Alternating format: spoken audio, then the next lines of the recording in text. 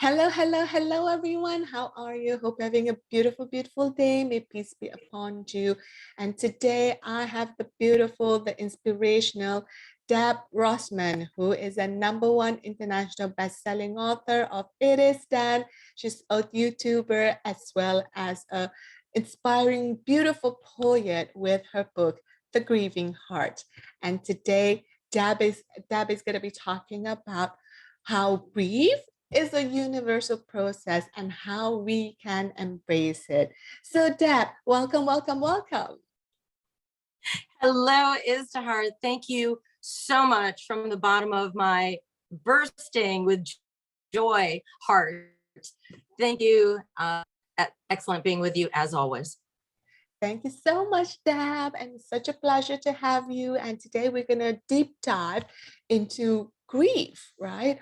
So let's talk about grief, because grief happens all the time, especially in monumental moments in our life. So what are the ways that we can process grief? Because it's not something that is easy or comfortable. So what are the ways that we can process it? Well, grief is completely universal, and how we approach it is as individual as our fingerprints. So there really is no one size fits all answer to that monumental question. But I find that there are modalities that I tend to use pretty much every time I'm processing the loss of a cherished loved one. The first being allowing time and space. Be gentle with yourself, be kind, where our hearts are bruised from the loss that we're experiencing. The second modality is so critical for everyone. I don't care if you live in New York City or you are out in the country, but it's so key to immerse yourself in nature as often as you can. Nature, it's like a soothing balm, just being, looking at that garden, looking at the flowers. I was just walking around the public library in New York, and they've got gorgeous gardens, and you can just, take that moment and drink in that nature, and it soothes your soul. And last but not least, for me anyway, I like to journal. It's so important to me. Now, this is my modality that works every time when I'm feeling overwhelmed, and I can get it out on the page, I can get it on the paper or type it into the tablet, then it gets it out of my head and it places it somewhere safe. I can come back to it. But really it helps with the feelings of overwhelming. It gets it out of your head and onto a page. Beautiful. And you talk about grief is something that is unique, right? How we process it, how we express it.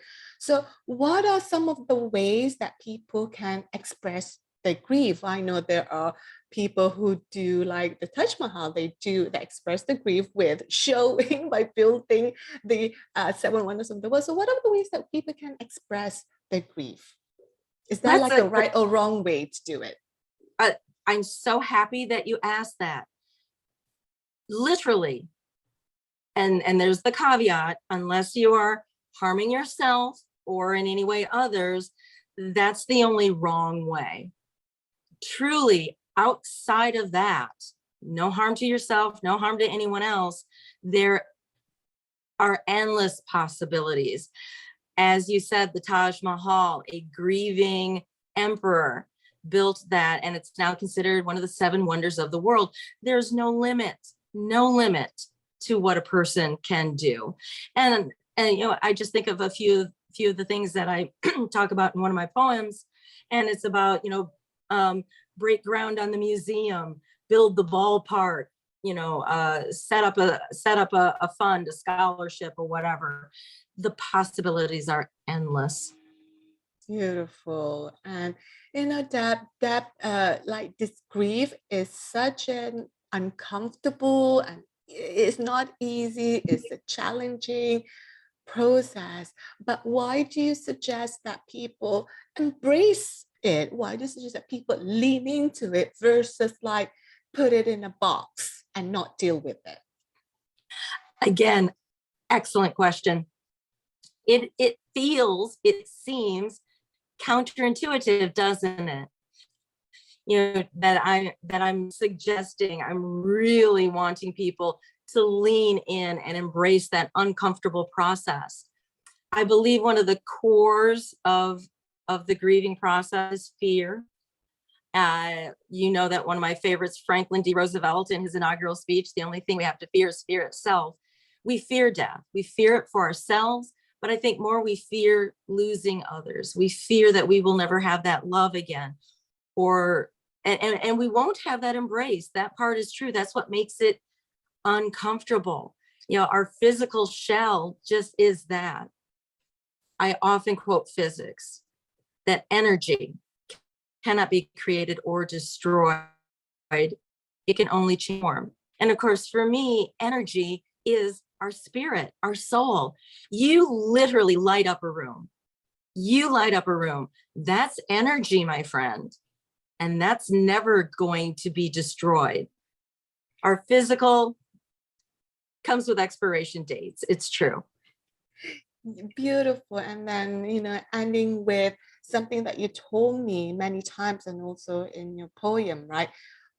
They are gone physically, but they are not gone, but you have with you their life force, their essence, their wisdom, whatever it is that you have it in you. We just gotta learn to lean into it, embrace into it, do process things that you can the best way that you know how to express that grief rather than put it in a box, because that is the most beautiful thing. It is a feeling, and then soon it will be transformed to many other expressions, whether it's joy, it's love, and laughter. So thank you so much, Deb, for hanging out with us today and sharing your wisdom and your lesson learned around grief. So thank you, everybody, for watching. May peace be upon you. Deb, say bye to everybody. Bye.